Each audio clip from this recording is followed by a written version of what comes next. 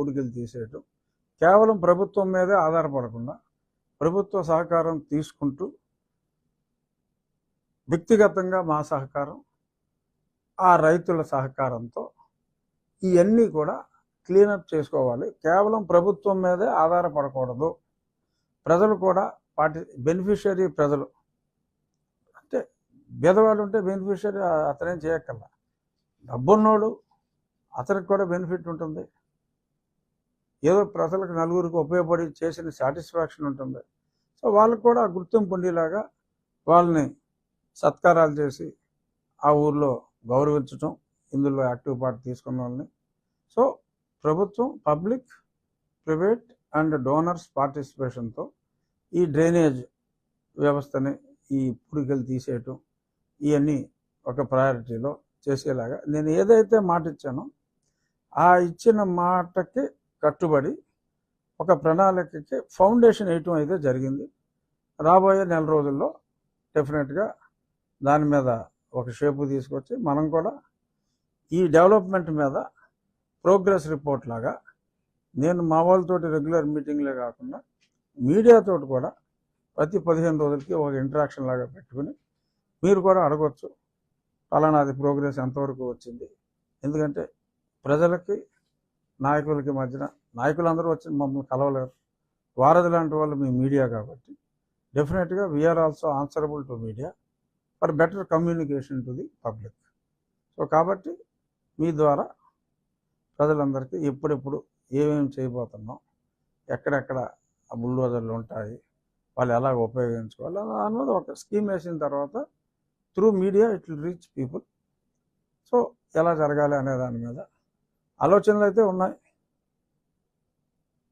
ఓపిక ఉంది. తప్పకుండా ఉన్ని నియోజకవర్గాన్ని ఒక మోడల్ నియోజకవర్గంగా చేయగలను అన్న నమ్మకం నాకుంది.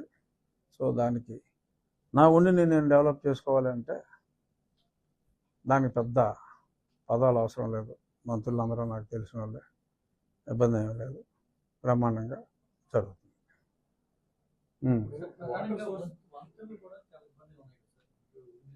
ఇది అది మెయిన్ ఈ వంతెన, మా కోపెల్ల వంతెన, అది నేను గతంలోనే వైఎస్ఆర్ గవర్నమెంట్లో ఉన్నప్పుడే క్లియర్ చేయించా. ఇప్పుడు ఆ శాంక్షన్ అలాగే ఉంది. ఆ కాంట్రాక్టర్లు అప్పుడు ఎవరో రాలేదు. ఇప్పుడు ఆ కాంట్రాక్టర్లని మళ్ళీ అది రీటెండర్ పిలిచి, సో అవసరమైతే ఇనీషియల్ ఫండింగ్ ఎవరితోటన్నా ఆ కాంట్రాక్టర్కి అప్పిప్పించైనా సరే, మొబిలైజేషన్ ఫండ్ ఇవ్వలేని పక్షంలో అప్పిప్పించైనా సరే ఆ పని అయితే మొదలుపెట్టిస్తాం. అది రైల్వే, అది మెయిన్ రైల్వే.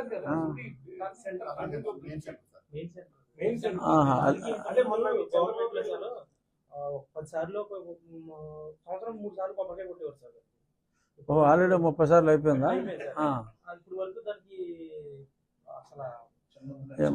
చిన్న మార్చారండి. 216 నుంచి 165 వచ్చింది సార్. అంటే ఆ వంతులో ఒకటే మట్టికి చాలా ఇబ్బందికరంగా ఏమో అది నేను ప్రత్యక్షంగా ఒకసారి చూసి నాకు ఐడియా లేదు. ఆ టర్నింగ్ దగ్గర ఓకే ఓకే, ఓ చిన్నది అయిపోయింది. ఓకే చూద్దాం. తర్వాత సార్ ఇప్పుడు వాటర్ కు సంబంధించి అంటే మీరు చెప్పినంత ఇన్ ప్రాసెస్ జరుగుతుంది. మెయిన్ వాటర్ సంబంధించి ఈవెన్ పెన్నాడు ఉంది, అక్కడ ఇవాళ అక్కడ ఫెటరైజేషన్ చేసినా వాటర్ తాగలేని పరిస్థితి ఉంది. అలాంటి దాన్ని ఏదన్నా ముందు మోడల్గా తీసుకుని అభివృద్ధి చేయడానికి ఫస్ట్ ఆఫ్ ఆల్ ఆలోచన ఉన్నది. అంటే మీరు చెప్పేదాకా నాకు ఆ సమస్య తెలియదు.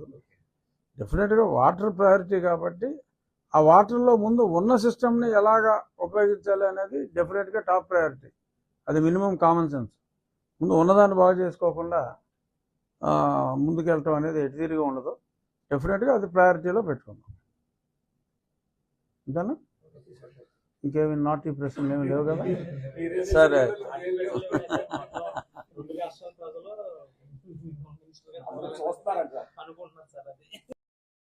మీడియా మిత్రులందరికీ ఎన్నికైన వెంటనే నా విజయాన్ని ఆకాంక్షించారు. అలాగే నేను ప్రజలకు ఇచ్చిన